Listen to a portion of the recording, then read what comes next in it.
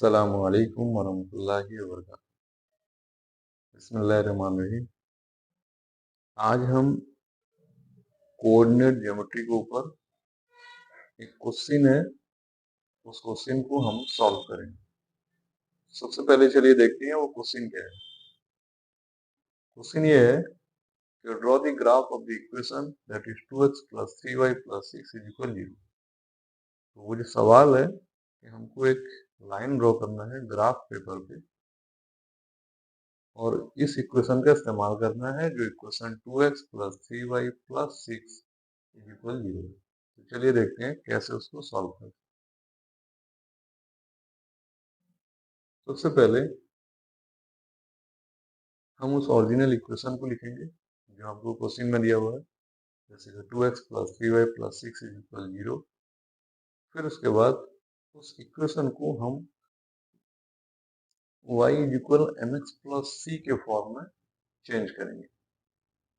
तो जब चेंज करेंगे तो हमारा इक्वेशन कुछ इस तरह से बन जाएगा, जैसे कि 2x plus 3y plus 6 is equal 0।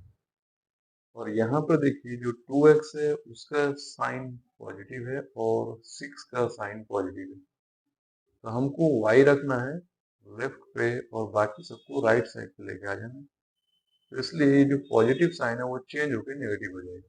तो इसका मतलब 3y is equal minus 6 minus 2x। अब इस फॉर्म को हम दोबारा लिखेंगे तो ये इस तरीके से लिखा जाएगा, minus 6x minus 2x by 3। क्योंकि यहाँ पे 3 जो है वो मल्टीप्लाई होकर है, मल्टीप्लाई होकर y के साथ है। तो जब कोई नंबर किसी के साथ मल्टीप्लाई होकर रहेगा और जब उसका हम साइड चेंज करेंगे तो वो डिवाइड हो जाएगा, और अगर डिवाइड होकर रहेगा तो हमने उसको साइड चेंज किया तो उसका वो जो है मल्टीप्लाई हो जाएगा। तो इस केस में डिवाइड होकर है, इसलिए जब हम दूसरी साइड में लेकर आते हैं तो ये यहाँ पर मल्टीप्लाई होकर है, तो दूसरी साइड में जब लेकर आते हैं तो ये डिवाइड हो जाएगा।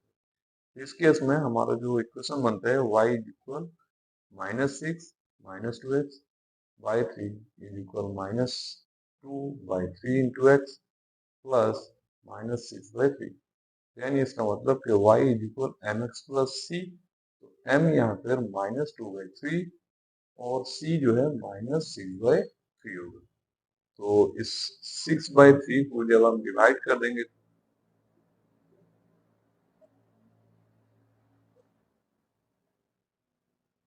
3 जब हम डिवाइड कर देंगे 3 पे, 6 को जब हम डिवाइड कर देंगे 3 पे तो यहाँ पर 2 बन जाएगा और इसका साइन जो है माइनस है, तो इसलिए ये यहाँ पर माइनस 2 हो जाएगा। यहाँ पे आपको एक चीज जो है याद रखना है कि जब हम टेबल बनाएंगे तो उस टेबल के लिए हमको 2 पॉइंट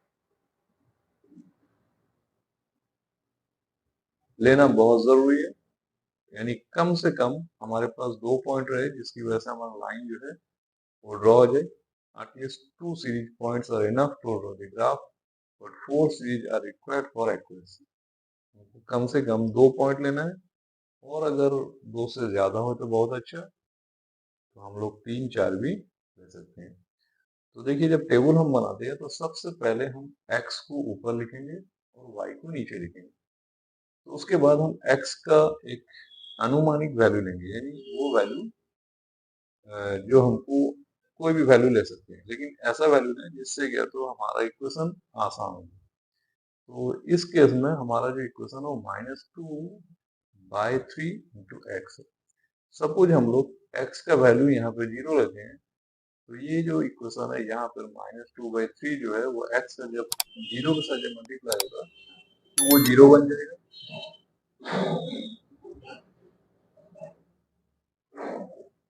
उस केस में हमारा जो वैल्यू है माइनस 2 रह जाएगा। तो इसका मतलब कि जब हमने x का वैल्यू 0 लिया तो y का वैल्यू उस वक्त माइनस 2 हो गया। इसी तरीके से जब हम x का वैल्यू 3 लेंगे तो ये 3 और यहाँ नीचे 3 ये दोनों कैंसिल हो जाएगा, तो बचेगा 1। तो 1 को जब हम माइनस 2 को डिवाइड करेंगे तो माइनस 2 ही रहेगा, और इधर माइनस 2 इस साइड में, यानी ये हो जाएगा माइनस 2 प्लस माइनस 2, तो ये हो जाएगा माइनस 4। तो इस तरह से हमारा इक्वेशन बनेगा। फिर उसके बाद जब हम इक्वेशन इस तरीके से लेते हैं कि -3 ले लेते हैं x के जगह पे, तो यहाँ पर जो हमारा वैल्यू है वो -2 की जगह +2 हो जाएगा, क्योंकि यहाँ पे -3 रहा तो -3 कटेगा और -1 बचेगा, तो -1 into -1 is equal +2, sorry -1 into +2, sorry -1 into -2 is equal +2 हो जाएगा। तो इधर +2 बचा और इधर -2 बचा, जिसकी वजह से हमारा वैल्यू 0 हो गया।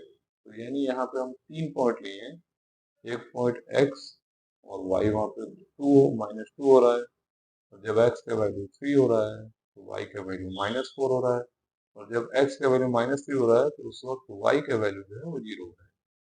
तो आइए इसको हम ग्राफ पेपर में ड्रॉ करते हैं।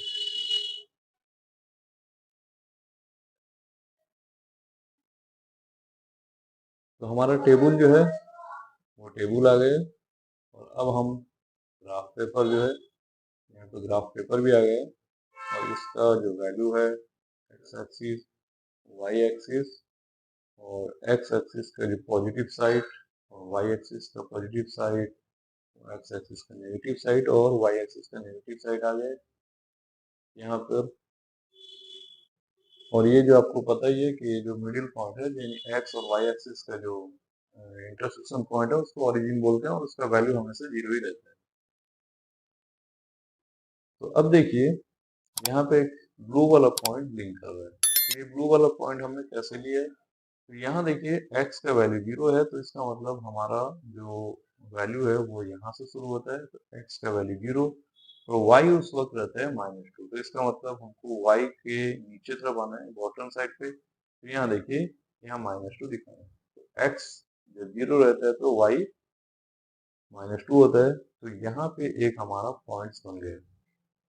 दूसरा देखिए, एक ये पॉइंट है, यहाँ पे देखिए जब हमारा x का वैल्यू +3 होता है, तो देखिए 1 2 3 6 ये +3 वैल्यू है, और उस वक्त y का वैल्यू जो है वो -4 होता है। तो देखिए -4 होता है, यहाँ देखिए -1 -2 -3 और -4, ये एक पॉइंट बन गया।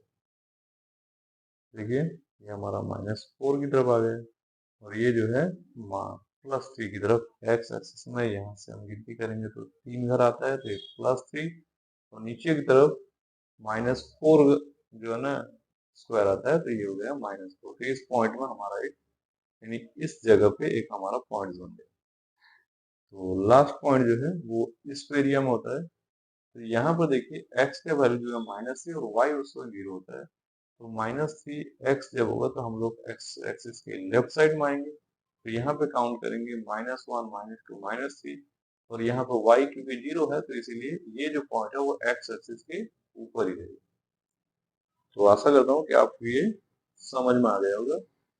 उसके बाद हम ये तीनों लाइन को एक करके स्केल की हेल्प से ड्रॉ करेंगे लाइन। तो अब हमारा ये लाइन जो है वो तैयार है। इसका मतलब जो सवाल हमको दिया गया था वो सवाल यहाँ पे हल हो गया।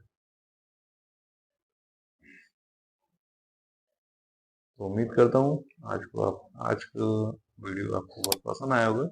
मिलते हैं फिर नेक्स्ट वीडियो में एक अच्छी जानकारी के साथ। तब तक के लिए अल्लाह हाफिज़।